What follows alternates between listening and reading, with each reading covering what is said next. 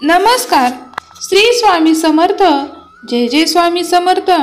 स्वामी म्हणतात की बाळा, मला वाटत आहे की तू माझ्यापासून खूप गोष्टी लपवून ठेवत आहेस. तुझा त्रास, तुझ्या जीवनात येणारी संकटे तू मला न सांगता स्वतः भोगण्याचा प्रयत्न करत आहेस. परंतु तुला असे का वाटत आहे की मला ते समजत नाही? बाळा, लक्षात घे, मी अंतर्यामी सर्वव्यापी आहे. तुझ्या मनात काय चालू आहे आणि तू कुठला विचार करत आहेस हे सर्व काही मी ओळखत असतो. परंतु तुझा जर माझ्यावरती विश्वास आणि श्रद्धा नसेल तर तुला ते कधीही अनुभवता येणार नाही. परंतु माझे तुझ्यावरती खूप प्रेम आहे. माझे विचार आहेत की तुझे कल्याण व्हावे. जर तुला वाटत असेल की स्वामींना आपल्याबद्दल काहीच नाही, ते कसलाही विचार करत नाहीस, तर हे आज तू डोक्यातून काढून टाक आणि विचार कर.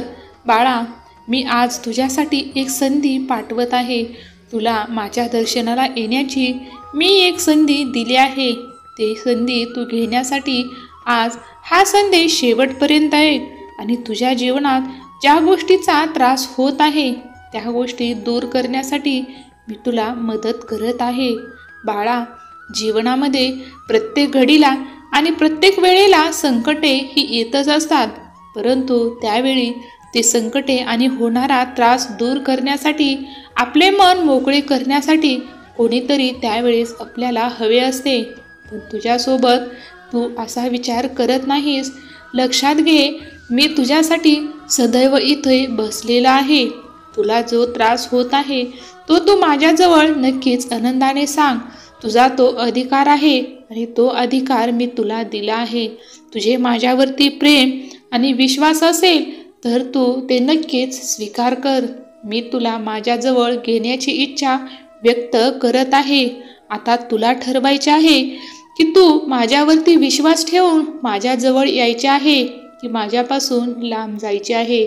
तुझा जर माझ्यावरती विश्वास असेल तर होय स्वामी आई, मला तुझ्या जवळ घे, माझे मन मोकळे कर, अशी प्रार्थना कर.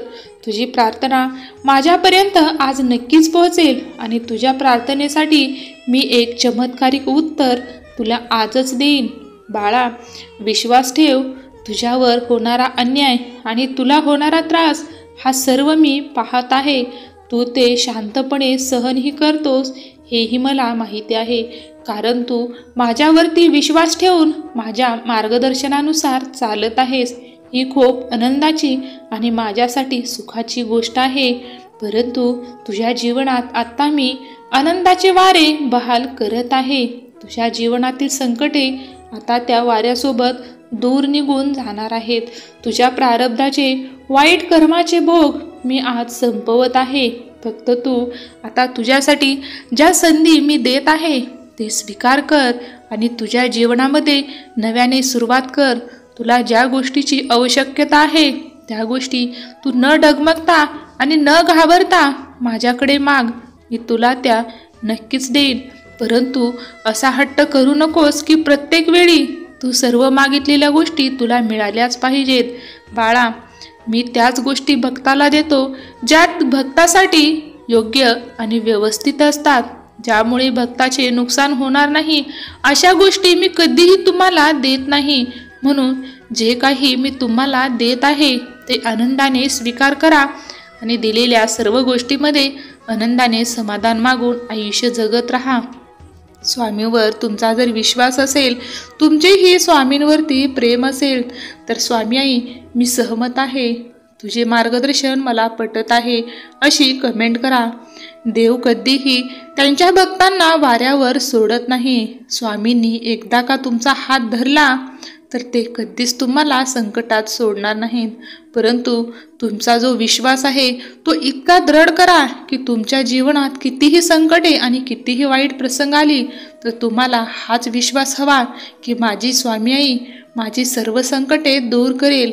माझा करता करविता स्वामी आई माझ्यासाठी नक्कीच 100 पावले चालून येईल. हा जर तुम्ही विश्वास ठेवाल तर स्वामी आई तुमच्याकडे नक्कीच धाव घेईल.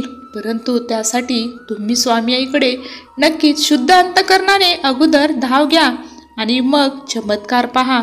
तुमच्या जीवनातील संकटे आणि वाईट गोष्टी ह्या वाऱ्यासारख्या दूर होतील. जीवनामध्ये तुम्हाला जर स्वामींजवळ जायचे असेल तर स्वामींच्या नामस्मरणाशिवाय तुम्हाला पर्याय नाही.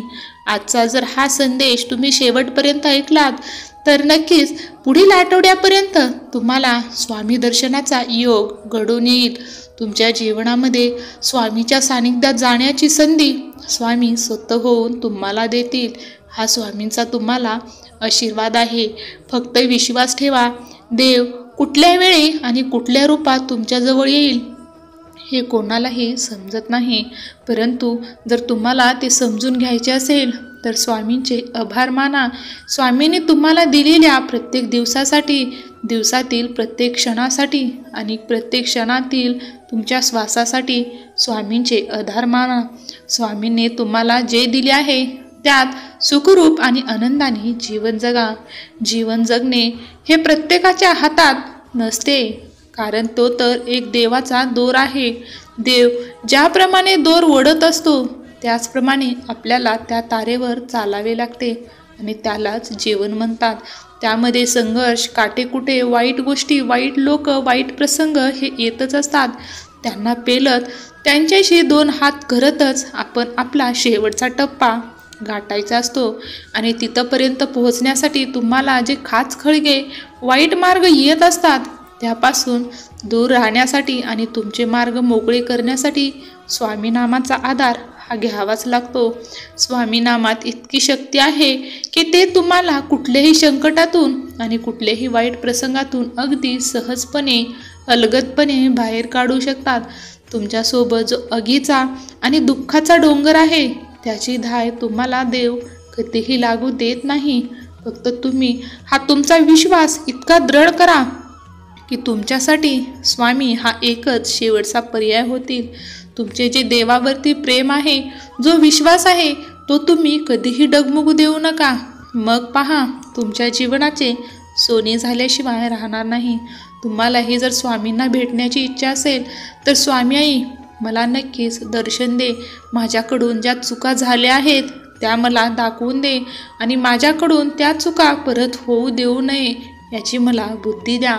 मी एक निर्गास प्राणी आहे. माझ्याकडून ज्या चुका झाल्या त्याबद्दल मला क्षमा असावी आणि माझ्याकडून जितके होईल तितके सत्कर्म करून घ्या. हीच तुमच्या चरणी माझी प्रार्थना आहे. मला तुमच्या चरणापाशी जागा द्या आणि एकदा का जागा दिली तर तुम्ही मला दूर करू नका. ही अंतःकरणातून विनवणी आहे. माझी ही प्रार्थना आज तुम्ही नक्कीच स्वीकार करा. धन्यवाद. श्री स्वामी समर्थ. जय जय स्वामी समर्थ.